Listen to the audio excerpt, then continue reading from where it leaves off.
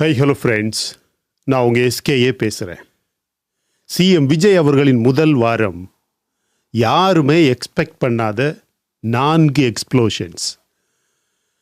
இந்தியாவின் ஏர்போர்ட்டில் ஓட்டில் யூஸ் பண்ணக்கூடிய அந்த இங்கு பிடிபட்டிருக்கு. தமிழக எலெக்ஷனுடைய ஹிடன் ட்ரூத் இப்போ வெளியே வந்திருக்கு மை டியர் ஃப்ரெண்ட்ஸ். ஏடிஎம்கே 50 ஆண்டுகளில் இல்லாத அளவுக்கு உடைந்து சுக்குநூறாயிருக்கு. இது உண்மையிலேயே தற்செயலா? வந்தே மாத்திரம் வெஸ் தமிழ்தாய் வாழ்த்து. இது கவர்னர் அவர்களின் ட்ராப்பா? தாவைக்கா கட்சி செய்த மிஸ்டேக்கா? Come on my dear friends. விஜயுடைய அமைதி, உதயநிதியின் அக்ரஷன், தமிழகம் இப்போது என்ன ஆகும்? அதைத்தான் நாம் இன்னைக்கு இந்த வீடியோவில் பார்க்க போகிறோம். தளபதி விஜய் சிஎம் ஆனது மே 10ஆம் தேதி. இன்னைக்கு மே 16ஆம் தேதி. ஒரு வாரம், ஒரே ஒரு வாரத்தில் 4 டைரக்ஷனில் 4 நெருப்புகள் வந்திருக்கு மை டியர் ஃப்ரெண்ட்ஸ். இது எதுவுமே சாதாரண ஃபயர் கிடையாது. ஒவ்வொன்றும் விஜய் கவர்மெண்ட்டுடைய சர்வைவலை டெஸ்ட் பண்ணக்கூடிய, பற்றி எரியக்கூடிய நெருப்பு. இன்னைக்கு 4 முக்கியமான விஷயங்கள் இந்த வீடியோவில் நாம் பார்க்க போகிறோம். ஒன்று, ஏடிஎம்கே உடஞ்சு சுக்குநூறு ஆகுது. இரண்டாவதாக, ஏர்போர்ட்டில் இங்கு கண்டுபிடிச்சிருக்காங்க. மூணாவது, வந்தே மாத்திரம் வெஸ் தமிழ்தாய் வாழ்த்து. நான்காவதாக, ஸ்டாலின் மகன் உதயநிதியோட சனாதன பாம் சிஎம் முன்னாடியே போடுறாரு. கடைசி வரைக்கும் பாருங்க மை டியர் ஃப்ரெண்ட்ஸ். ஏடிஎம்கே 50 ஆண்டு பழமையுள்ள ஒரு கட்சி. எம்ஜிஆர் அவர்களின் பார்ட்டி, ஜெயலலிதா அவர்களின் பார்ட்டி. மே 13ஆம் தேதி 47 எம்எல்ஏக்கள் இருந்தாங்க. மே 13 ஃப்ளோர் டெஸ்ட்டில் 25 எம்எல்ஏஸ் இபிஎஸ் அவர்களின், எடப்பாடி பழனிசாமி அவர்களின் விப்பை தாண்டி விஜய்க்கு ஓட்டு போட்டாங்க. அன்னைக்கு ராத்திரி எடப்பாடி பழனிசாமி அந்த 25 பேரையும் பார்ட்டி போஸ்ட்லேருந்து ரிமூவ் பண்ணார். எஸ்பி வேலுமணி, சிவி சண்முகம், விஜயபாஸ்கர், நத்தம்மார் விஸ்வநாதன், இதெல்லாமே ஏடிஎம்கே கட்சியின் senior faces my dear friends. கான். ஆனால் ஃப்ரெண்ட்ஸ், இபிஎஸ் எடப்பாடி பழனிசாமி ரிமூவ் பண்ணியது பார்ட்டியில் இருக்கக்கூடிய பெரிய போஸ்ட் மட்டும் அப்படின்னு சொல்ல முடியாது. அது அசம்பிளி எம்எல்ஏ ஸ்டேட்டஸ் மட்டும் கிடையாது. பாருங்க, 10th ஸ்கெட்யூல் ஆன்டி டிஃபெக்ஷன் லாவில் 3ல் 2 மடங்கு அதிகமாக இருக்கவங்க தான் மெஜாரிட்டி. 47ல் 37 ரிபல் ஆனால் அந்த 37 பேரும் டிஸ்குவாலிஃபை ஆவாங்கன்னு பார்த்தீங்கன்னா இங்கே 25 ரிபல்ஸ். அது 2/3 கிடையாது. ஸோ லீகலி அந்த 25 பேருமே இன்னும் கூட ஏடிஎம்கே எம்எல்ஏக்கள் தான். ஆனால் ஆர்கனைசேஷனலி அவங்க கட்சி அமைப்புக்குள்ளாடி பார்த்தீங்கன்னா அவங்கள வெளியேற்றம் பண்ணிட்டாங்க. They have been expelled. இப்போ வேலுமணி என்ன சொல்கிறாரு தெரியுமா? மே 8ஆம் தேதியில் ரிபல்ஸுடைய ஓன் மீட்டிங் நடந்துச்சு. இந்த எதிராக இருக்காங்கள்ல, அவங்களுடைய மீட்டிங் நடந்துச்சு. அங்கே வேலுமணியை தான் ஒரு லெஜிஸ்லேச்சர் பார்ட்டி லீடராக எலெக்ட் பண்ணினோம். அவரை ஸ்பீக்கர்கிட்ட ரெப்ரசன்டேஷன் போட்டோம், ரெகக்னிஷன் கேட்டோம். ரெண்டுமே பேரலா ஏடிஎம்கே லெஜிஸ்லேச்சர் பார்ட்டிஸ். இன்னொன்று அதாவது எடப்பாடி பழனிசாமியின் கேம்ப், இன்னொன்று வேலுமணி கேம்ப். 2 பேருமே இப்போ தனித்தனியாக ரெகக்னிஷன் கிளைம் பண்ணுறாங்க. இது தமிழ்நாட்டு அரசியல் ஹிஸ்ட்ரியில் இதுக்கு முன்னாடியும் நடந்திருக்கு. நீங்கள் நினைப்பீங்க இப்படி எப்போவுமே நடந்ததில்லை. எடப்பாடி பழனிசாமியே சொல்கிறாரு ப்ரெஸ் கான்ஃபரன்ஸில், தமிழக அரசியல் வரலாற்றில் இப்படி எப்போவுமே நடந்தது கிடையாது அப்படின்னு. அவருக்கே நடந்திருக்கு. 2017ஆம் ஆண்டில் ஓபிஎஸ் வெஸ் இபிஎஸ், பன்னீர்செல்வமும் பழனிசாமியும் 2 பேருக்கு இடையில மிகப்பெரிய ஒரு போட்டி நடந்தது. அன்னைக்கு எடப்பாடி பழனிசாமி அவர்கள் வென்றார்கள். ஏன்னா நம்பர்ஸ் அவர் கையில் இருந்தது. இப்போ யார்கிட்ட இருக்குது? வேலுமணி கிட்ட இருக்குது. வேலுமணி கிட்ட 25 சீட் இருக்குது. எடப்பாடி கிட்ட 22 சீட் இருக்குது. இப்போ வேலுமணி கிட்ட தான் அதிகமான நம்பர்ஸ் இருக்குது மை டியர் ஃப்ரெண்ட்ஸ். ஆனால் ஆர்கனைசேஷனல் கண்ட்ரோல் யாருக்கிட்ட இருக்குது அப்படின்னு கேட்டிங்கன்னா எடப்பாடி பழனிசாமி கிட்ட இருக்குது. வேலுமணி கிட்ட தான் மோர் நம்பர்ஸ் இருக்குது. ஆனால் ஆர்கனைசேஷனல் கண்ட்ரோல் வந்து எடப்பாடி பழனிசாமி கிட்ட இருக்குது. இப்போ டிஸ்ட்ரிக்ட் செக்ரட்டேரியட்ஸ் இருக்காங்கல்ல, அவங்க எடப்பாடி கிட்ட இருக்காங்க. பார்ட்டி ஹெட் குவார்ட்டர்ஸ் இருக்குது பார்த்தீங்களா, அது எடப்பாடி கிட்ட இருக்குது. யோசிங்க ஃப்ரெண்ட்ஸ், வேலுமணியோடைய ஃபேக்ஷன் என்ன சொல்லுதுன்னா, தாவேக்காவும் ஏடிஎம்கேயும் ஒரே ஐடியாலஜி, டிஎம்கேவை அப்போஸ் பண்ணுறது, அழிக்கிறது. சண்முகம் டைரக்டாக சொல்கிறாரு, DMK is an evil force அப்படின்னு சொல்கிறார். அதனால தான் நாங்கள் தாவேக்கா கட்சியை சப்போர்ட் பண்ணோம். அதாவது கேபினெட்டில் இருக்கக்கூடிய போஸ்ட்டுக்காக நாங்கள் கண்டிப்பாக இப்படி ஒரு விஷயத்தை செய்யலை அப்படின்னு சண்முகம் சொல்கிறார். ஆனால் எடப்பாடி பழனிசாமி என்ன சொல்கிறாரு தெரியுமா, இவங்க கேபினெட்டில் கிடைக்கக்கூடிய பதவிக்காகத்தான் போனாங்க. இது இவங்க 2 பேரில் யார் சொல்கிறது உண்மை? நீங்களே சொல்லுங்கள் மை ஃப்ரெண்ட்ஸ், கமெண்டில் போடுங்க. ஆனால் இதில் மிகப்பெரிய ஒரு டீப்பர் சிக்னல் இருக்குது.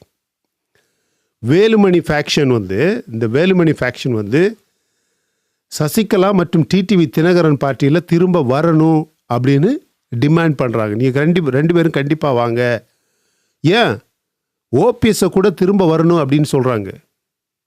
இது வந்து எடப்பாடி பழனிசாமி கன்சிஸ்டண்ட்டாக ரிஜெக்ட் பண்ணுறாரு மை ஃப்ரெண்ட்ஸ். ஏன்னா சசிகலா திரும்ப வந்தால் எடப்பாடி அவர்களின் லீடர்ஷிப் வந்து ஆட்டோமேட்டிக்கலி சேலஞ்ச் ஆகும். கடந்த 5 வருடமாக இந்த கட்சியை வச்சு நான் தான் பெரிய ஆள் அப்படின்னு எடப்பாடி பழனிசாமி காட்டிக்கிட்டு இருக்கிறார். ஆனால் ஏடிஎம்கே கட்சியின் கதை இந்த விஷயத்தில் இந்த இடத்துல எண்ட் ஆகலைன்னா this is just the beginning my friends. அடுத்த பை எலெக்ஷன் வரும்போது, அடுத்த ஸ்பீக்கர் ரூலிங் வரும்போது ஏடிஎம்கே 2ஆக பிரிந்தால் ஏடிஎம்கே அப்படிங்கிற ஒரு கட்சியே இருக்காது. அதுதான் இன்னைக்கு இருக்கக்கூடிய மிகப்பெரிய கேள்வி. எனவே இந்த ஏப்ரல் 23 எலெக்ஷன் டே தமிழ்நாட்டில் 85% மக்கள் வந்து ஓட்டு போட்டாங்க. தமிழக வரலாற்றில் ஹையஸ்ட் அப்படின்னு சொல்லலாம். crores of people voted. அந்த க்ரௌடில் சென்னை ஏர்போர்ட்டில், மதுரை ஏர்போர்ட்டில், தமிழ்நாட்டில் மிகப்பெரிய இடங்களில் மே 7 முதல் மே 14 வரை அங்கே இருக்கக்கூடிய அத்தாரிட்டிஸ் வந்து வர்ற போகிற மக்களை வந்து அப்சர்வ் பண்ணுறாங்க. அங்கே வரக்கூடிய பயணிகளுடைய ஃபாரின் பாஸ்போர்ட்ஸை பார்க்குறாங்க. நிறைய பேரும் ஃபாரின் பாஸ்போர்ட்டோட போர்டாக வர்றாங்க. ஆனால் ஒரு கையில் ஃபாரின் பாஸ்போர்ட் இருக்குது, இன்னொரு கையில் அவங்களுடைய இடது கையில் இண்டெக்ஸ் ஃபிங்கரில் இன்டெலிபிள் இங்க் இருக்குது. அதுதான் ஓட்டிங் இங்க். ஏப்ரல் 23 ஓட்டு போட்டவங்களுக்கு மட்டும் இருக்கக்கூடிய இங்க் வந்து ஃபாரின் பாஸ்போர்ட் கையில் வச்சிருக்கக்கூடியவங்களுடைய விரலில் அந்த இங்க் இருக்குது. அது Indian voting ink my dear friends. இவங்க ஏர்போர்ட்டில் பிடிக்கப்பட்டாங்க. இதுவரைக்கும் 25 பேர் அரெஸ்ட் பண்ணியிருக்கிறாங்க. Sri Lanka nationals, British passport holders, Canadian ID professionals, Indonesian citizens my dear friends, Australian residents. இங்கே பாருங்கள், சென்னையுடைய பெரம்பூர் கான்ஸ்டிடியூஷனில் ஓட்டு போட்டவர்களை பிடிச்சிருக்காங்க, டி நகரில் ஓட்டு போட்டவங்களை பிடிச்சிருக்காங்க, கேகே நகரில் ஓட்டு போட்டவங்களை பிடிச்சிருக்காங்க. பெரம்பூர் இது விஜய் அவர்களின் ஓன் கான்ஸ்டிடியூவன்சி. ஸ்ரீலங்கன் நேஷனல் வந்து அங்கே ஓட்டு போட்டார் என்று கேஸ் வந்து போலீஸ் கேஸ் வந்து ரெஜிஸ்டர் ஆகிருக்கு. ஒரு கனேடியன் ஐடி ப்ரொஃபஷனல் வந்து சென்னை அசோக் நகருடைய ஒரிஜினலி அங்கே சென்னை அசோக் நகரை சார்ந்தவர். ஆனால் இவர் ஃபேமிலி ஃபங்க்ஷனுக்காக இந்தியா வந்தவர், தமிழ்நாட்டுக்கு வந்தவர் திரும்ப போகும்போது பிடிபட்டிருக்கிறார். ஆனால் அவர் என்ன சொல்கிறாரு தெரியுமா, என்னுடைய பேர் வந்து ஓட்டர் லிஸ்ட்டில் இன்னும் இருந்துச்சு, நான் ஓட்டு போட்டது டெக்னிக்கலி ராங் அப்படிங்கிறது தெரியாமலேயே போட்டிருக்கிறேன். நான் ஊருக்கு வந்தேன், ஓட்டு லிஸ்ட் எடுத்து கொடுத்தாங்க, அதில் என் பேர் இருந்துச்சு, நான் போய் ஓட்டை போட்டேன் அப்படின்னு போலீஸ்கிட்ட சொல்கிறார். ஆனால் இது போலீஸ் ரிப்போர்ட் என்ன சொல்லுது தெரியுமா, ஆர்கனைஸ்டு நெட்வொர்க்காக இருக்கலாம் அப்படின்னு இன்வெஸ்டிகேட் பண்ணுறாங்க.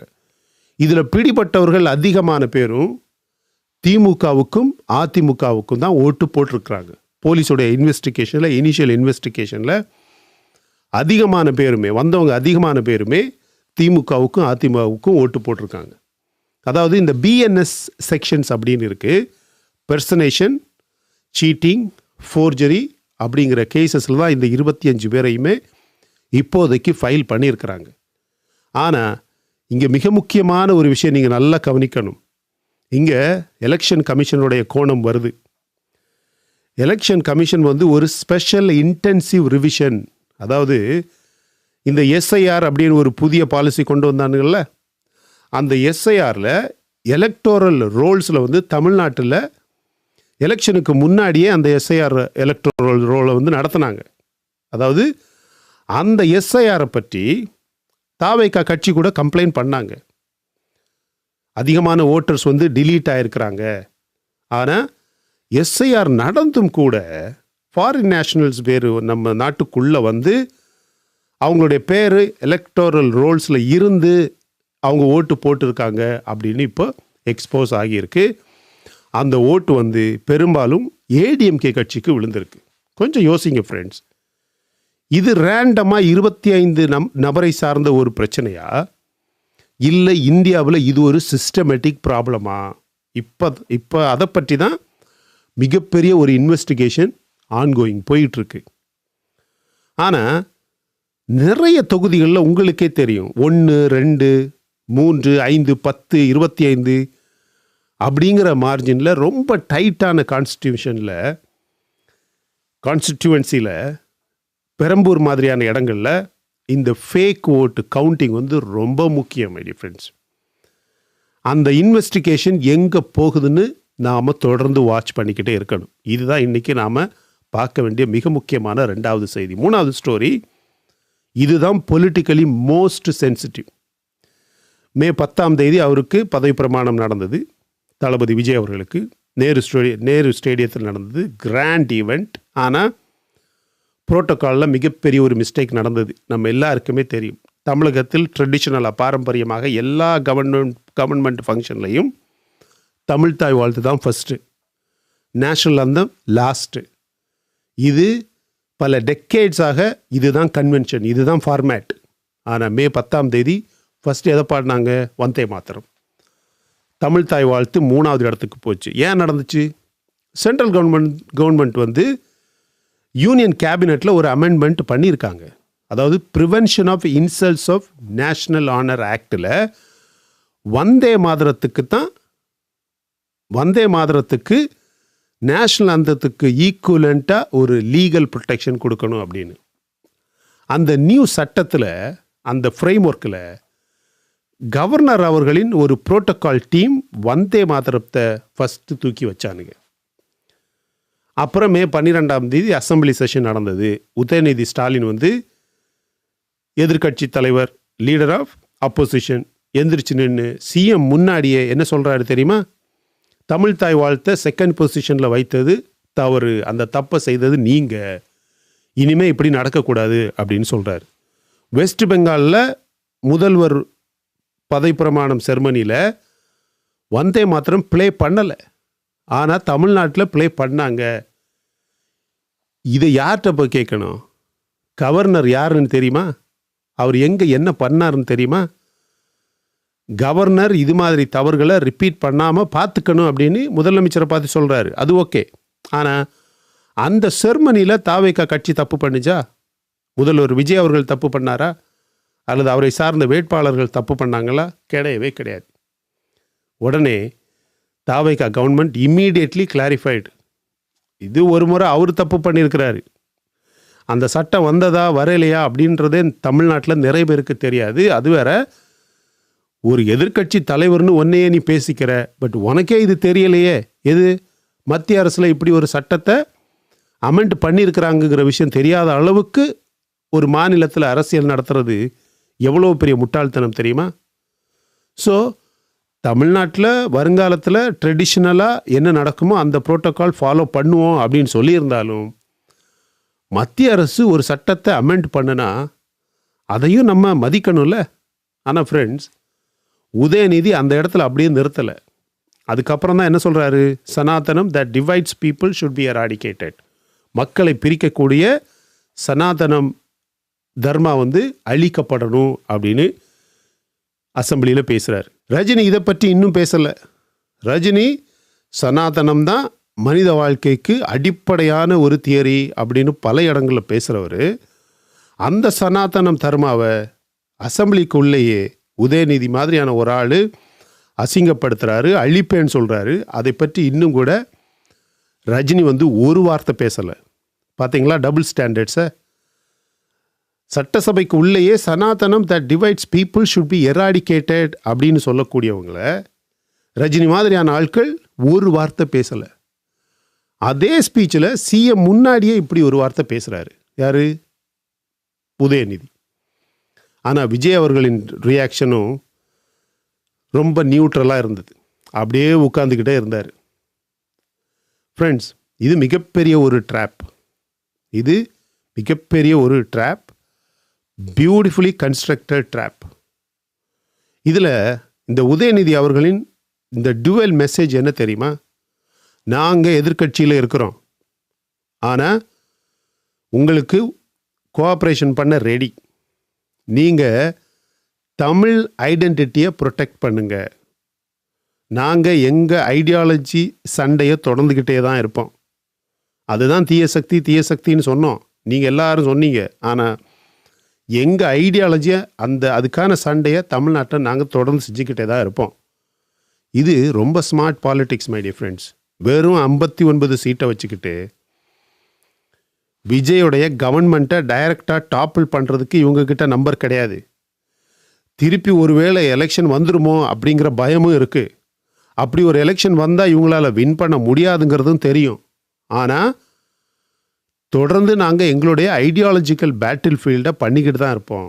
தமிழ் ப்ரைட், சனாதனன் கான்ட்ரவர்சி, பிஜேபியை ப்ரொவோக் பண்ணி தாவேக்காவை ஒரு அன்கம்ஃபர்டபுள் சிச்சுவேஷனில் தள்ளுறது, அதுதான் ட்ராப்.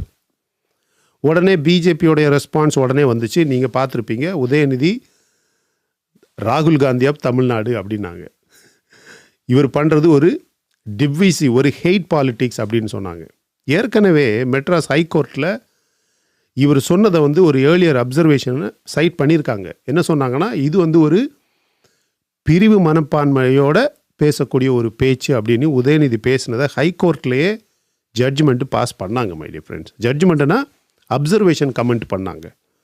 அவருடைய 2023 சனாதன் ரிமார்க்ஸ் வந்து it qualifies as a hate speech அப்படின்னு கோர்ட்டே சொல்லுச்சு. அப்படி இருந்தும் கூட விஜய் வந்து அன்னைக்கு சட்டசபையில் அமைதியாக இருந்தார். ஏன்னா தாவேகா கட்சியுடைய கோலிஷனில் விசிகே இருக்குது, லெஃப்ட் பார்ட்டிஸ் இருக்குது. அவங்க எல்லாரும் பொதுவாகவே சனாதனத்துக்கு எதிராக ஒரு பொசிஷனை அப்ரிஷியேட் பண்ணக்கூடியவங்க. பிஜேபியுடைய தமிழ்நாடு அஜெண்டாவை தாவேகா அப்போஸ் பண்ணுது. ஏன்னா காங்கிரஸ் கோலிஷனில் இருக்குது. இவங்க வந்து இல்லை பிஜேபி சொல்கிறது கரெக்டு தான், நீங்கள் திருப்பியும் சனாதனம் பற்றியெல்லாம் பேசக்கூடாது அப்படின்னு சொன்னாங்கன்னா காங்கிரஸும் அவங்களே எதிர்த்து பேசும். ஸோ இப்படி ஒரு காம்ப்ளெக்ஸ் வெப்பில் தான், ஒரு வலையில் தான் இன்றைக்கி விஜய் அவர்களின் சைலன்ஸ். அந்த சைலன்ஸே ரொம்ப calculated silence my dear friends. நான் மக்களுக்காக என்னுடைய எல்லாத்தையுமே தியாகம் செஞ்சு இந்த மக்களுக்காக உழைக்கணும், மக்களுக்காக பாடுபடணும், மக்களுக்கு எல்லாம் நல்லது செய்யணும்னு வந்திருக்கிறேன். வந்துட்டு இவனுக்கிட்ட சண்டையை போட்டுட்டு நான் வெளியே போக முடியுமா? போக வேண்டியதானே. இன்னொரு எலெக்ஷன் வரட்டும், 108 இல்லை 180 கிடைக்கும். ஸோ ஆனால் சிஎம் விஜய் வந்து எவ்வளவு நாட்கள் சைலண்டாக இருக்க முடியும்? இன்னும் ஒரு வாரத்தில் இன்னொரு சனாதன் கான்ட்ரவர்சி இவனு தூக்கி போடுவானுங்க. இன்னும் பிஜேபி சென்ட்ரு மத்திய அரசுடைய ஒரு ப்ரெஷர் வரும். அப்போது விஜய் என்ன சொல்லுவார், என்ன பண்ணுவார்? நீங்களே சொல்லுங்கள் மை டியர் ஃப்ரெண்ட்ஸ். ஸோ கடைசியாக ஒரு முக்கியமான விஷயம், இந்த எல்லா நெருப்புக்கு மத்தியில் இவருடைய கவர்னன்ஸ், இவருடைய அரசாங்கமும் நடக்குது. விஜய் வந்த முதல் நாள் என்ன சொன்னார்? ட்ரெஷரி எம்டி, 10 லட்சம் கோடி கடன் இருக்குது அப்படின்னு சொன்னார். ஆனால் அன்னைக்கே 20 யூனிட்டுக்கான ஃப்ரீ எலக்ட்ரிசிட்டிக்கு சைன் போடுறாரு. 1730 கோடி அடிஷ்னலாக அதுக்கு செலவாகும் ஒரு வருஷத்துக்கு. இன்றைக்கி ஃபினான்ஸ் போர்ட்ஃபோலியோ யாருக்கு போகும் அப்படின்னு கிளியராக அசைன் பண்ணலை. அதாவது வெங்கட்ராமணன் அட்வொகேட்டுக்கா அவரை ஃபினான்ஸ் மினிஸ்டர் ஆக்குறாங்களா, அல்லது அந்த ஐஆர்எஸ் இருக்கார் பார்த்தீங்களா அருண்ராஜ், அவர் ரெவென்யூ மினிஸ்டராக தனியாக ஒரு பதவி கொடுப்பாங்களா, இப்படி ஹேண்டில் பண்ணுறாங்களா அப்படின்னு ஒரு கிளாரிட்டி இல்லாமல் இன்றைக்கி எலக்ட்ரிசிட்டி டிபார்ட்மெண்ட் வந்து ஒரு ப்ளீடிங் பேலன்ஸ் ஷீட்டில் தான் ரன் ஆகுது. அப்படிப்பட்ட நேரத்தில் ஒரு பக்கம் டிஎம்கே இப்படி பண்ணுறானுங்க, ஏடிஎம்கே ஸ்ப்ளிட் ஆகி கொலாப்ஸ் ஆகுது. ஃபாரின் ஓட்டர்ஸ் வந்திருக்காங்க அப்படின்னு இன்வெஸ்டிகேஷன் தொடங்கியாச்சு. தமிழ் தாய் வாழ்த்து கான்ட்ரவர்சி ஒரு பக்கம் இருக்குது. இப்படி சனாதன் பொலிட்டிக்கல் ட்ராப் இருக்குது. அவர் பேச முடியாமல் அமைதியாக இருக்கிறார் சட்டமன்றத்தில், ஏதோ யோசிச்சுக்கிட்டே இருக்கிறாரு. இது எல்லாமே ஒரே டைமில் நடக்கும் மை ஃப்ரெண்ட்ஸ். ஒரு புதிய கவர்மெண்ட்டுக்கு ஒரே நேரத்தில் இப்படி நாலா பக்கமும் தீயா பற்றி எரியுது. இது பொதுவாக நடக்கக்கூடிய விஷயமா அல்லது இது ஒரு அன்யூஷுவலா அப்படின்னு கேட்டிங்கன்னா, 2015 ஆண்டில் கெஜ்ரிவால் இருக்கிறார்ல, அவருடைய டெல்லி அரசுக்கும் தன்னுடைய முதல் மாதத்தில் இப்படித்தான் மிகப்பெரிய சட்ட சம்பந்தப்பட்ட பிரச்சனைகள் இருந்தது. 2014 ஆண்டில் நம்ம இப்போ இருக்கக்கூடிய பிரைம் மினிஸ்டர் மோடி அரசுக்கே முதல் மாதத்தில் லேண்ட் அக்விசிஷன் ஆர்டினன்ஸ் அப்படின்னு ஒரு சட்டம் புதிதாக வந்தது. அது இந்தியா முழுவதுமாக ஒரு பெரிய பொலிட்டிக்கல் ஸ்டாமையே உருவாக்குச்சு. Every new government faces first week fire தான். ஆனால் இங்கே தமிழ்நாட்டில் சிஎம் விஜய் அவர்கள் மீட் பண்ணக்கூடிய நெருப்பு ரொம்ப வித்தியாசமான ஒரு தீ மை ஃப்ரெண்ட்ஸ். ஏன்னா இது கவர்மெண்ட்டோடைய வெளியேந்து வர்ற தீ கிடையாது. ஏடிஎம்கே ஸ்ப்ளிட் ஆகுது, சரியா, உடனே அது விஜயோடைய ஃப்ளோர் டெஸ்டோடைய டைரக்ட் ஃபால் அவுட்டை இம்பேக்ட் பண்ணுது. ஃபாரின் ஓட்டர் ஸ்டோரி வந்து அந்த ஓட்டர்ஸ் வந்து ஏடிஎம்கேக்கு ஓட்டு போட்டிருந்தாலும் அது பெரம்பூர் தொகுதியில் உள்ள ஒரு சில பேரையே அரெஸ்ட் பண்ணியிருக்கிறாங்க. வந்தே மாதரம் அவருடைய சொந்த பதவி பிரமாணம் ஃபங்க்ஷனுக்கு உள்ளேயே நடந்த பிரச்சனை.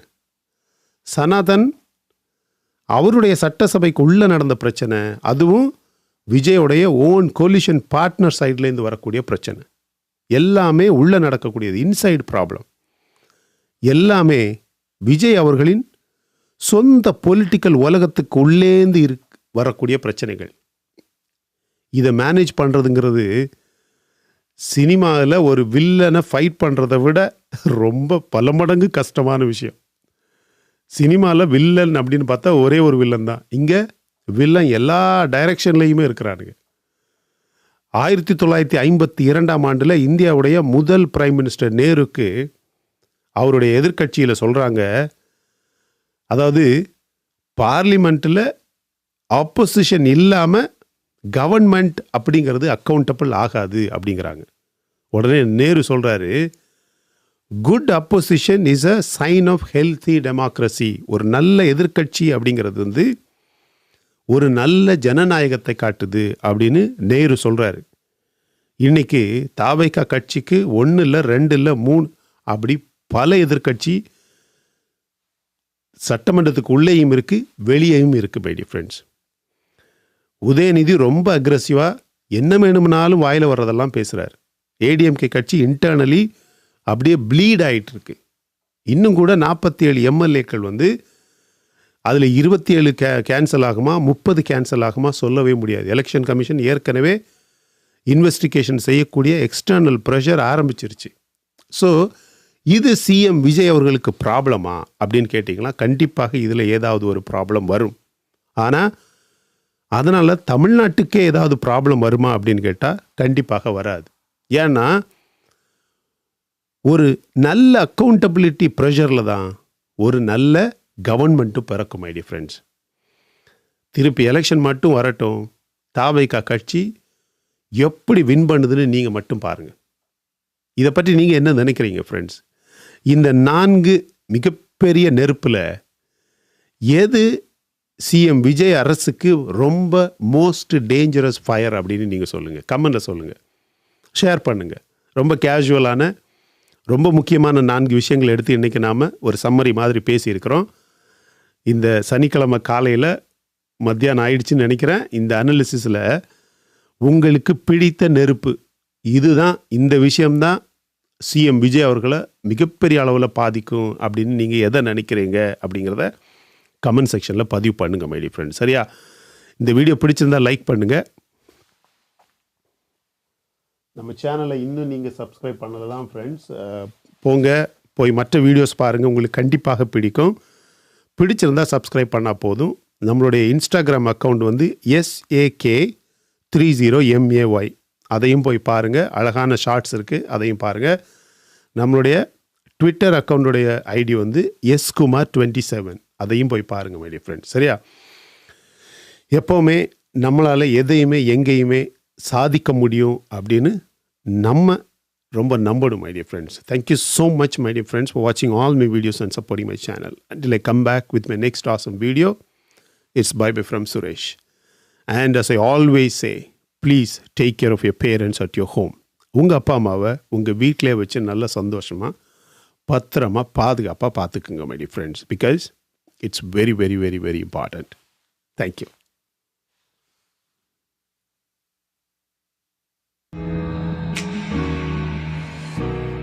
Cool.